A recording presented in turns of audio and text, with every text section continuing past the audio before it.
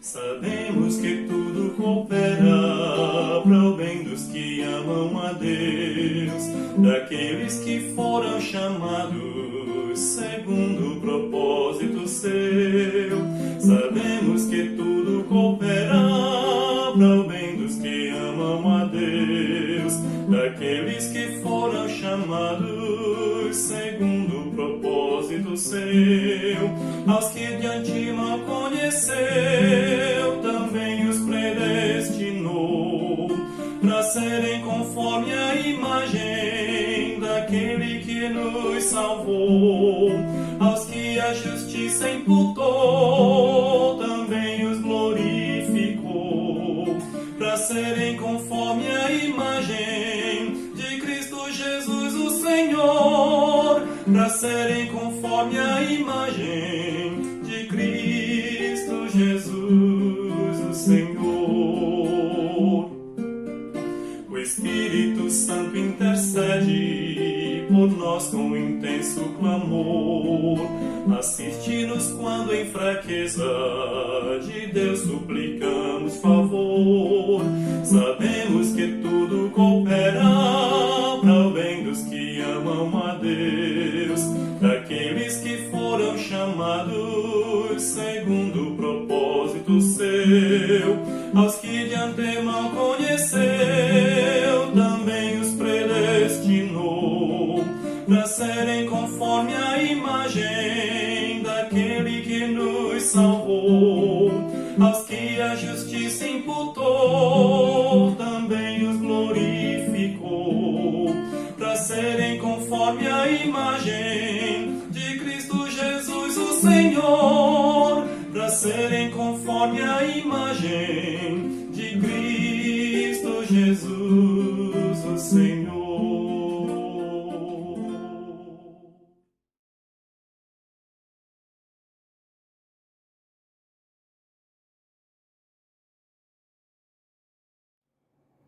Boa noite aos irmãos. Nós queremos mais uma vez, sempre agradecer a Deus pela oportunidade de ouvir a sua palavra, pela oportunidade de aprender mais naquilo que Ele tem deixado na sua palavra. Então, sempre é um conforto, é um consolo, é uma exortação naquilo que nós lemos nas Escrituras. Antes, vamos orar ao Senhor e dar graças por esse tempo. Que o Senhor nos abençoe grandemente por meio da pregação da sua palavra. Muito obrigado a Deus, porque o Senhor é bom e sabe todas as coisas. Pedimos que o Senhor nos ajude a andarmos dignamente da tua palavra e a entendermos a tua vontade, os teus conselhos. E que a tua palavra que vai ser anunciada hoje à noite, que o Senhor dirija os nossos pensamentos, que o Senhor esteja dirigindo os nossos passos e as nossas mentes. Em nome de Jesus nós te pedimos e agradecemos. Amém. Pois bem, irmãos, qual seria para você um dos aspectos mais frustrantes da vida cristã? Pense aí, qual seria para você um dos aspectos mais frustrantes ou decepcionantes da vida cristã? Creio eu que seria quando Deus se mostra silencioso. Isso mesmo, quando Deus permanece em silêncio. Pense comigo, você se derrama em oração ao Senhor, você gasta tempo orando, suplicando, e depois disso, você espera uma resposta. Você espera que Deus dê um sinal, mesmo que seja pequeno. Mas o que acontece? Nada. Aparentemente, nada. O que é mais interessante é que, quando mais precisamos de Deus, o ambiente e o momento em que estamos mais precisando de Deus, nós nos tornamos vivamente cônscios desse silêncio. Na situação pela qual você se encontra, seja ela qual for, de sofrimento, dor, angústia, desespero, é o tempo em que você quer que Deus lhe responda e a resposta não chega. E aí é nesse momento, é nessa situação que a gente se torna ciente do silêncio de Deus. Seria tão bom, não seria? Quando viesse as adversidades, quando viesse o sofrimento, quando viesse as situações conflitantes, Deus enviasse lá do céu o seu anjo para nos dizer o que fazer. Não seria tão bom? Então, seria magnífico isso. Mas sabemos que não é assim que funciona. Esse silêncio se torna mais difícil para nós. Por quê? Porque nós temos uma visão de Deus como Pai. É o Deus que cuida, é um Deus amoroso, é um Deus que nos alimenta, é um Deus que nos protege, é um Deus que está sempre providenciando aquilo que nós precisamos. Então, quando passamos por tempos difíceis, quando passamos por tempos funestos, tais como estes que nós estamos enfrentando em nossos dias, a nossa visão de Deus sofre um abalo. A nossa mente ela começa a se encher de indagações. A nossa mente começa a se encher de perguntas das quais não deveriam existir. E é por isso que nós precisamos de uma resposta urgentemente do Senhor quando estamos nessa situação. O fato é, Deus permanece em silêncio. Entendendo adequadamente a questão do silêncio. Se nós de fato quisermos analisarmos adequadamente a questão do sofrimento, se faz necessário a gente responder duas perguntas. Então, é essencial que nós saibamos as respostas dessas duas perguntas. Quais? A primeira pergunta é essa. Quando passamos por sofrimento e precisamos de uma resposta, o que Deus está fazendo? Essa é a primeira pergunta. Estamos passando por situações difíceis. Estamos passando por situações de dor, aflição. E nós necessitamos de uma resposta, urgentemente. E o que Deus está fazendo? A segunda questão, para podermos analisar adequadamente a questão do sofrimento. Qual deve ser a minha, a sua atitude enquanto aguardamos a resposta de Deus? Qual deve ser o meu proceder? Qual deve ser a minha ação diante da espera da resposta de Deus? Então, meu objetivo nesse estudo, que não será completado hoje à noite, mas o meu alvo é responder essas duas questões. E essas duas questões, elas não serão respondidas, obviamente, só nessa pregação. Haverá outras pregações pelas quais nós responderemos essas duas questões. E essas questões, elas são imperativas.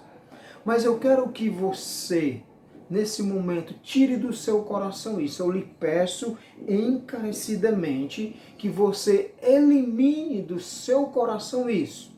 O quê? O pensamento de que Deus não está interessado em seu sofrimento.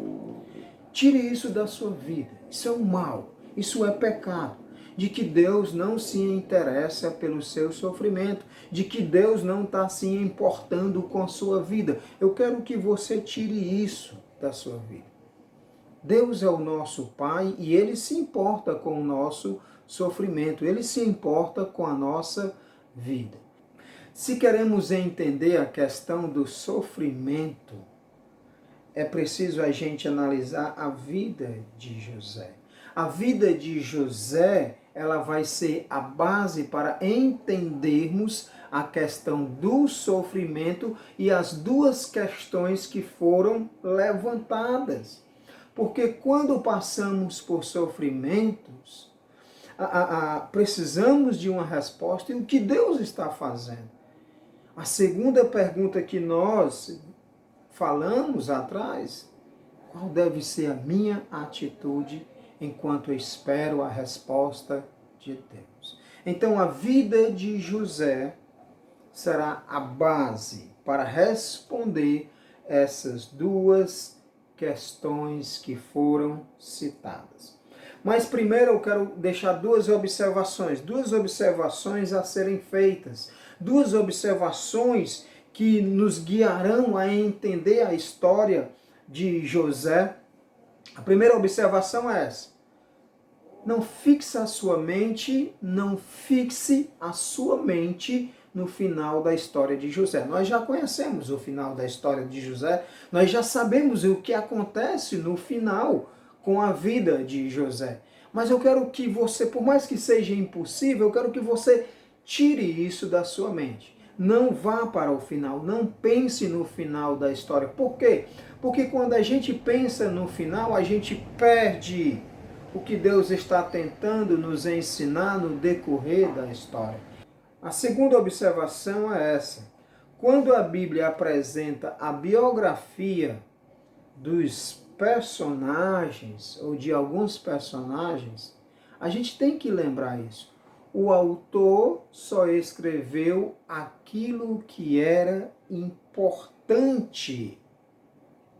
O autor não escreveu em todos os detalhes sobre a vida de Davi. O autor não escreveu todos os detalhes sobre a vida de Jesus Cristo, mas aquilo que era importante. Por que eu estou chamando a sua atenção nisso? Porque nos dá a impressão de que a vida destas personagens era uma vida cheia de sobrenatural. É isso que nos dá a entender. Quando a gente lê muito o Antigo Testamento, nós vemos muito sobrenatural ali. Então, nos dá a entender que a vida desse personagem é cheio de sobrenatural. Por exemplo, vamos lembrar do povo de Israel saindo da escravidão do Egito e a peregrinação desse povo no deserto. Então, quando a gente lê os livros do Pentateuco, né, Êxodo, Números, Deuteronômio, Levítico, a gente vê o mar se abrindo, o maná caindo do céu, uma coluna de fogo para iluminar a noite, uma coluna de nuvem para proteger o povo durante o dia, águas amargas se tornam doce como mel, e assim vai. Então nos dá a impressão de que a vida daquele povo era sobrenatural. Maravilhas eram feitas, sim, eram. Mas lembra, o autor só registrou momentos que eram importantes. O mesmo pode acontecer na vida de José. Podemos pensar que a vida desse servo foi cheia de atos miraculosos, de acontecimentos sobrenaturais. Só que não foi assim.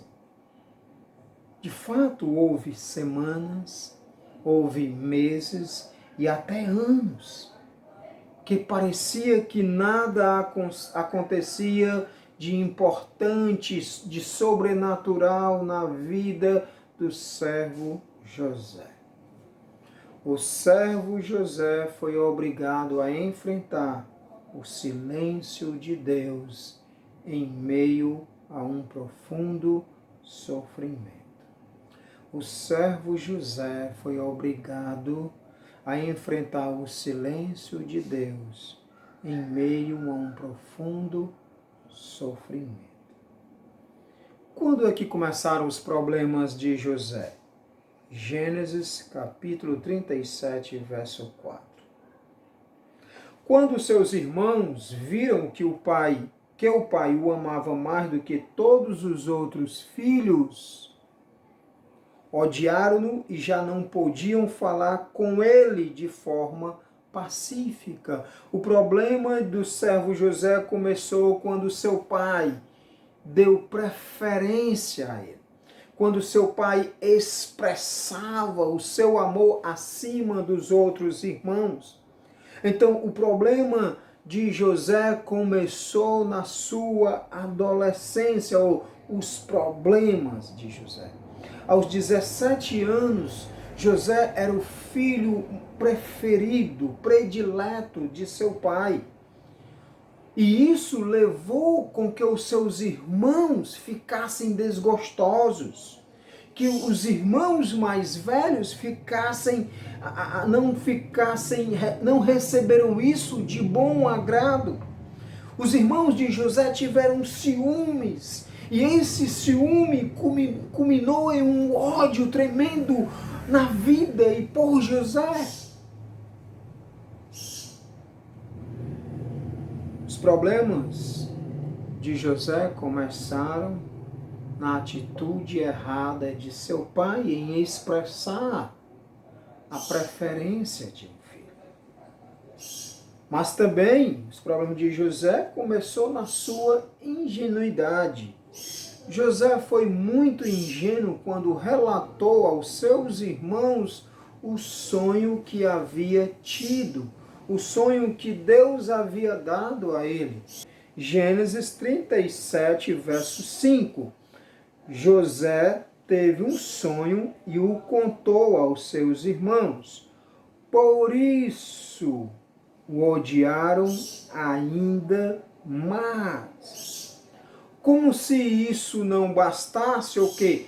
A preferência do pai, agora José tem uma série de sonhos e que deixaram implícito nesses sonhos que não só os irmãos, mas toda a família se prostraria perante José, se inclinaria diante dele, faria reverência a ele. Só que José fez isso na sua ingenuidade, na sua inocência. Porém, o texto dá a entender que esses sonhos foram uma gota d'água para que o cálice da ira dos irmãos de José transbordasse. Os problemas de José começaram na expressão inadequada do pai para com o filho mais novo, ou o filho José não era o mais novo, perdão, mas por José. Começou quando José relatou os sonhos de uma forma inocente. E também quando foi enviado para fiscalizar seus irmãos. Gênesis 37, versículo 14, diz assim a palavra do Senhor. Israel continuou: vá agora e veja se está tudo bem com seus irmãos e com o rebanho.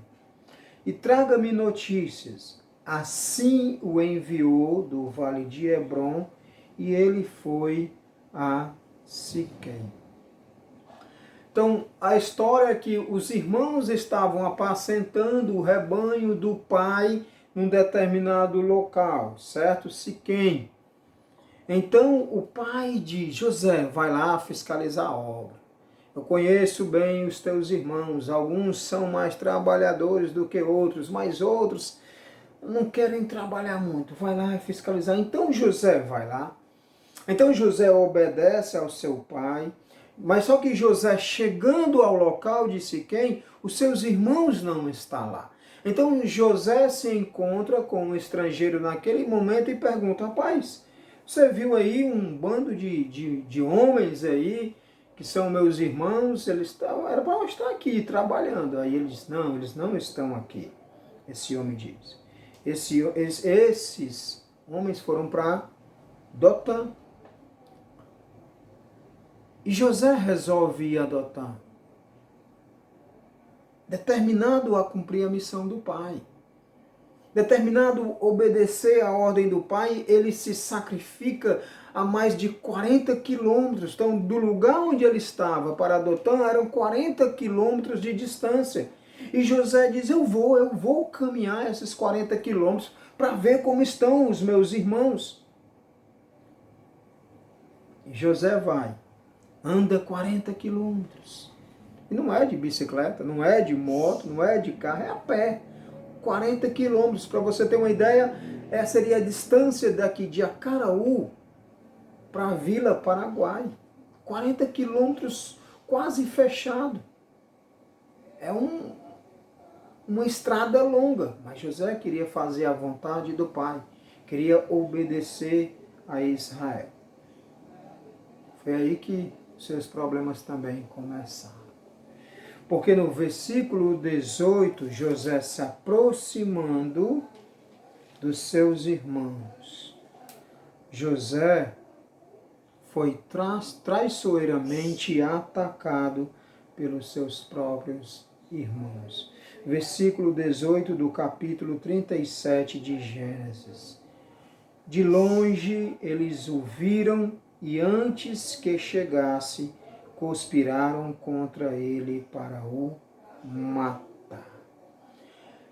Então José, vindo de Siquém a Dotã, e de longe os seus irmãos avistam, e num ar de deboche, podemos dizer que os versículos vai falar o seguinte: lá vem o sonhador, lá vem aquele que disse que nós vamos se prostrar diante dele.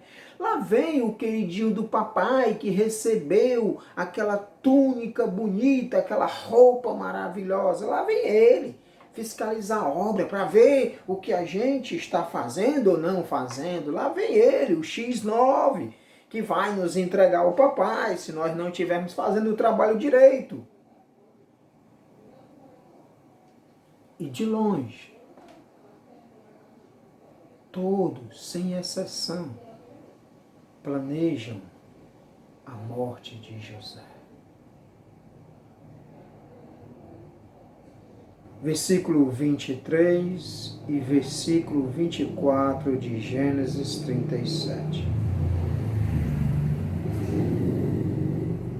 Mas logo que José chegou a seus irmãos, despiram-no da túnica. A túnica tá lá de mangas compridas que trazia, e o jogaram na cisterna. A cisterna estava vazia e sem água.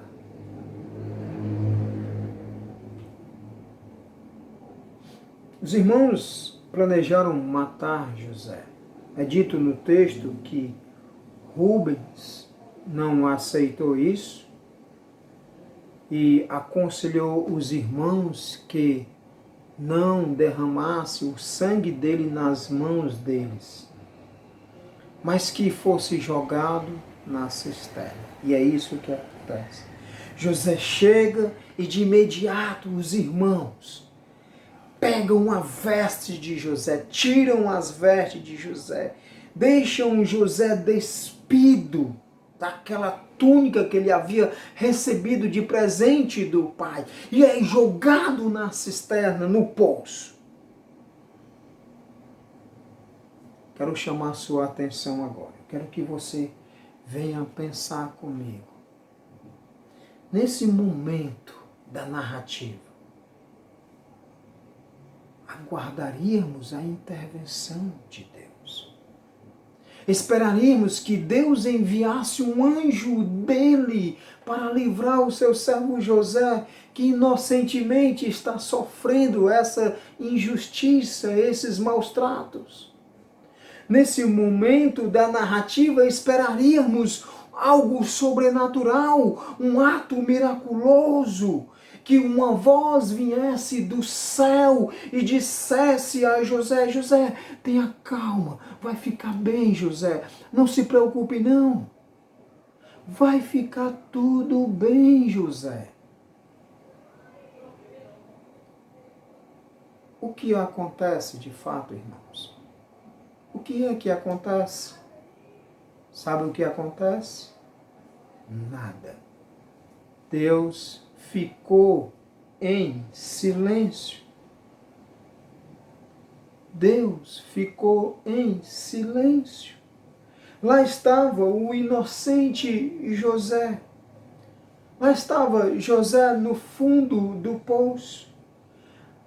Lá estava José naquela situação e sem a garantia de que se passaria daquela noite.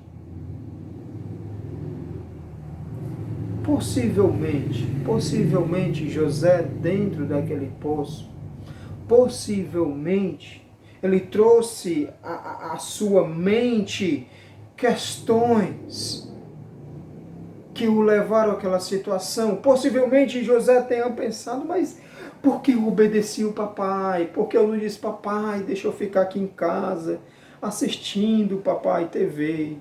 Papai, por que eu não fiquei em casa? Por que eu obedeci o papai? Por que eu não disse o papai: papai, eu quero ficar no Zap Zap, eu quero ficar olhando o Facebook, eu quero navegar na internet, papai? Talvez José tenha indagado isso: porque eu obedeci o meu pai. Foi por eu obedecer ao meu pai que eu cheguei aqui, aonde estou. Talvez José tenha pensado: por que eu não desisti quando eu cheguei em Siquém?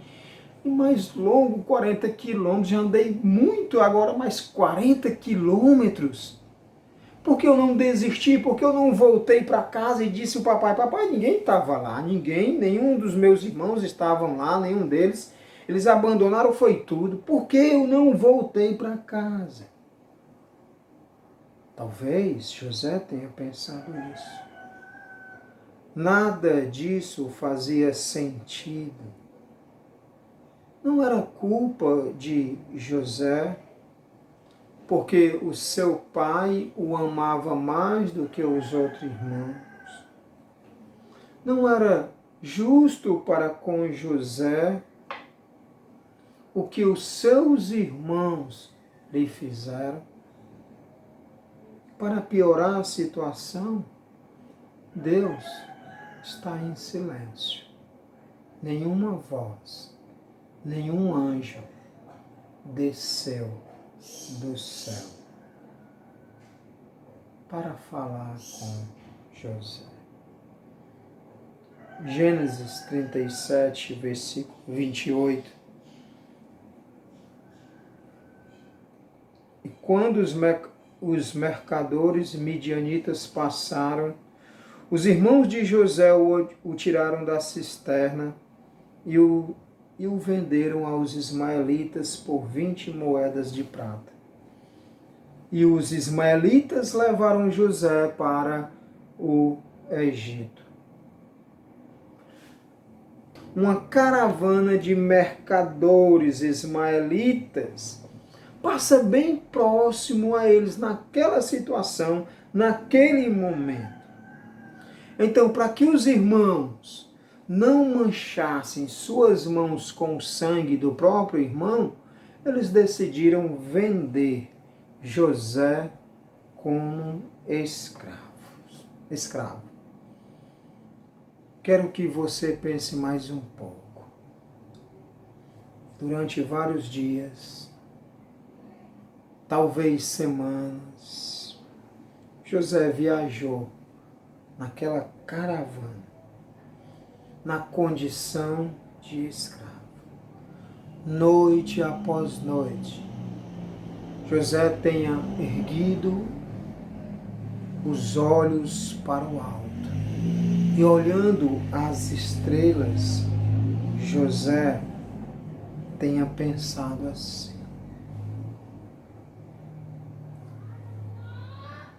que isso está acontecendo. E enquanto ele olhava para as estrelas e as indagações vinham à sua mente, ele também tinha lembrado a história do seu bisavô, Abraão. Com certeza, Israel ou Jacó, que são as mesmas pessoas, tenha contado a história do seu avô, bisavô de José, mas avô de Jacó. Talvez tenha contado a história. Olha, meu filho, Abraão foi um grande homem de Deus. Sim, o seu bisavô, o meu avô. Deus falava com ele, Deus aparecia para ele. E Deus disse que dele viria a nação de Israel. Da sua descendência, nações seriam abençoadas. Seria natural José pensar assim. Por que Deus não fala comigo agora? Por que Deus não entra, não desce dos céus e vem falar comigo? Por que Deus não manda um anjo falar comigo? Por que Deus não está falando comigo agora? Pois eu não fiz nada para merecer essa situação. Eu só fiz o que era certo, obedeci papai. Segui as ordens dele. Fui ver o que os meus irmãos estavam fazendo. Eu não tenho culpa se meu pai expressou amar mais a mim do que os meus irmãos.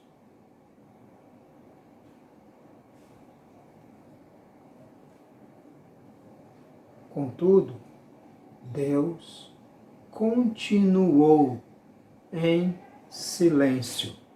Contudo, Deus continuou em silêncio. Duas implicações para a gente terminar. Primeira implicação aos solteiros.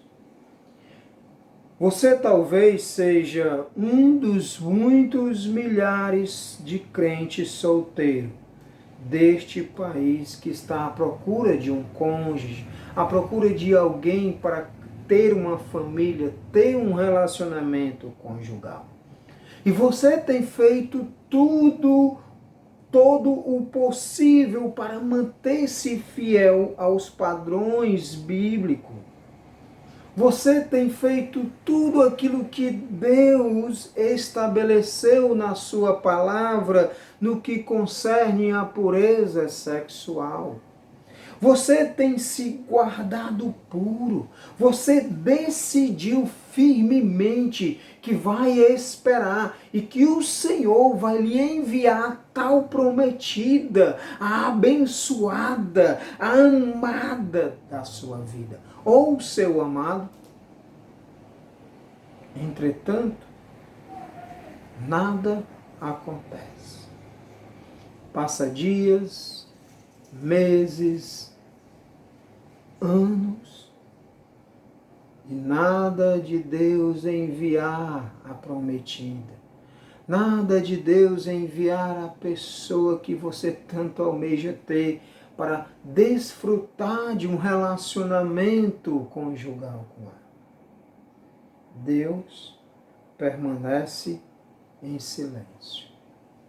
Por causa disso, você começa a pensar: será que vale a pena mesmo eu esperar no Senhor? Será que vale a pena eu esperar um crente mesmo para eu ter uma relação com ele? Será que vale a pena isso? Porque faz anos, faz meses e nada aconteceu. Para nossa tristeza, muitos crentes, por Deus não responder de imediato, por Deus não responder logo o seu pedido, muitos crentes buscam relacionamentos mistos, um relacionamento que não agrada a Deus. Muitos crentes tomam a decisão inadequada de ter um relacionamento com um descrente. 2 Coríntios, capítulo 6, 14 e 15, diz assim: não se ponha em julgo desigual com os descrentes. Pois que sociedade pode haver entre a justiça e a iniquidade? Ou que comunhão existe entre a luz e as trevas? Que harmonia pode haver entre o crente e o maligno? Ou que união existe entre o crente e o descrente? O que é um jugo desigual? Jugo é uma peça de madeira colocada sobre a cabeça dos bois para puxar uma carroça. Isso é o jugo. Então, ela servia para juntar os dois animais da mesma espécie. E para que esses dois animais da mesma espécie pudessem trabalhar juntos e dividirem o mesmo peso, a mesma carga.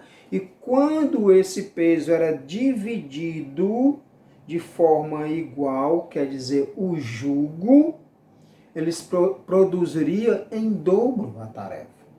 A produção do trabalho era melhor.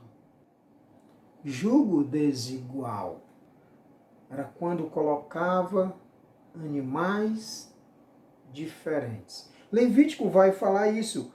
Guarde os meus estatutos. Não permita que os seus animais se juntem com os de espécies diversas. Ou seja, todos naquela época sabiam que não se deve colocar animais de espécies diferentes no mesmo jugo para trabalharem juntos. Se colocasse, não iriam funcionar. Se fizesse isso, o trabalho seria prejudicado. O texto de Deuteronômio 22:10 diz: não lavrarás conjunta de boi e jumento. A certeza é que o trabalho não seria eficaz. Assim, a união conjugal entre crente e descrente também será um fracasso. Que harmonia há entre a injustiça e a justiça? Que harmonia há entre as luzes e as trevas? Que harmonia há entre Cristo e o maligno? Que harmonia há entre namoro de descrente com crente? Que harmonia há? Não tente se juntar com alguém incompatível com a sua fé em Cristo. Não tente fazer isso. Uma pessoa que não confessa Jesus como seu Senhor e Salvador, ele não tem o Espírito de Deus, ele não pensa como Deus pensa, ele não tem a mente de Cristo, ele não conhece as coisas de Deus, ele só conhece as coisas do mundo. A mente dessa pessoa é carnal. É carnal. A Bíblia nos dá até o exemplo de Salomão, que foi o homem mais sábio daquela época. E a Bíblia diz que Salomão adorou outros deuses, se prostrou diante dos ídolos de suas mulheres. Por quê? Porque ele fez o que Deus nunca aprovou. Ele fez o que Deus nunca quis que ele fizesse. Se casasse com mulheres estrangeiras. Com mulheres estrangeiras. Se Deus está em silêncio, meu amigo e meu amado, você que é solteiro, você que é solteira. Se Deus está ainda em silêncio, é porque não chegou o momento certo. Não chegou a hora certa. Então espere. Espere. Nem que seja 1 ano, 2 anos, 3 anos. Espere no Senhor. Uma outra implicação, talvez você esteja sofrendo pela morte de um ente querido. Talvez você esteja sofrendo por alguma tragédia que ocorreu na sua vida de maneira inesperada. Você está nesse momento fazendo o possível para crer que Deus tem um propósito no que está acontecendo nesse momento em sua vida. Você está fazendo o possível para crer que Deus não te abandonou neste momento de dor, de aflição, de sofrimento. No entanto, lá no seu íntimo, lá no fundo do seu coração, talvez você fique imaginando. Talvez Deus não exista. Se Ele existe, talvez Ele não esteja interessado em mim. Ele não se importa comigo. Ele não está olhando as minhas aflições, o meu sofrimento. Ele não está nem aí pela situação que eu estou passando. E pouco a pouco, a sua fé, ela vai diminuindo. Ela vai sofrendo um processo de erosão. Deixe-me dizer uma coisa para você. Deus pode estar em silêncio nesse momento da tua vida. Deus pode estar em silêncio nesse momento de dor e sofrimento que você está passando. Deus pode estar em silêncio na angústia que você está enfrentando. Mas Ele existe. Ele é real. Ele é verdadeiro. Ele é uma pessoa e Ele é um Pai que se importa com você. Ele se importa com a tua vida e com a situação pela qual você está enfrentando. O fato de Deus estar em silêncio pode ser uma resposta para você. O fato de Deus estar agora calado, em silêncio, pode ser a resposta para a tua vida. Porque muitas vezes, quando Deus permanece calado ou se cala, Ele está nos dizendo: espere, aguarde, ainda não é o momento certo, ainda não chegou a hora. Também pode ser o tempo, esse tempo em que Deus está em silêncio, pode ser o tempo para aplicar aquilo que você já tem ouvido de Deus, aquilo que você já tem lido nas Escrituras, aquilo que você já tem aprendido por meio de discipulados e estudos bíblicos. É o tempo de você agora aplicar o que você viu, ouviu e leu das Escrituras. Às vezes, o que nos causa mais dor e confusão não é o que Deus nos diz, mas é o fato de que em meio às turbulências, em meio às dificuldades, em meio a um dilema, Deus parece simplesmente não dizer nada. O fato de Deus não falar nada não significa que Ele não está agindo. O fato de Deus permanecer em silêncio não quer dizer que Ele não está operando.